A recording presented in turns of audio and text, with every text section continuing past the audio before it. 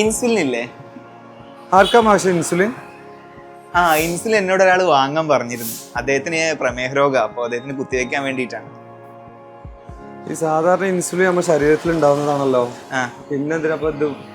അതെന്താന്ന് വെച്ചാലേ, ഇത് നമുക്ക് ആർട്ടിഫിഷ്യൽ ആയിട്ട് ഉണ്ടാക്കാൻ പറ്റും. അതായത് ബാക്ടീരിയകളെ ഉപയോഗിച്ചുകൊണ്ട് മനുഷ്യന് ആവശ്യമായ ഹ്യൂമൻ ഇൻസുലിൻ ഉണ്ടാക്കാൻ സാധിക്കും.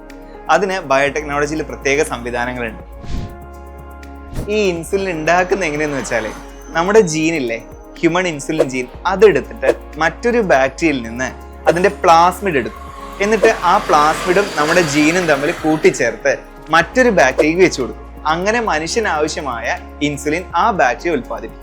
ഇങ്ങനെയാണ് നമുക്ക് മെഡിക്കൽ സ്റ്റോറിൽ നിന്ന് കിട്ടുന്ന ഇൻസുലിൻ നമ്മുടെ കൈകളിൽ എത്തുന്നത്. പണ്ട് കാലത്ത് ഈ ഇൻസുലിൻ എടുത്തിരുന്നത് മറ്റു മൃഗങ്ങളുടെ രക്തത്തിൽ നിന്നായിരുന്നു. പക്ഷെ ഇപ്പൊ ബാക്ടീരിയകളെ കൊണ്ട് നമ്മുടെ ജീൻ വെച്ചിട്ടല്ലേ ഉണ്ടാക്കുന്നത്. അതുകൊണ്ട് നമ്മളിൽ പ്രത്യേകിച്ച് അലർജിയും കാര്യങ്ങളൊന്നും ഉണ്ടാക്കുന്നില്ല. വളരെ സേഫ് ആണ് നമുക്ക് ഉപയോഗിക്കാനായിട്ട്.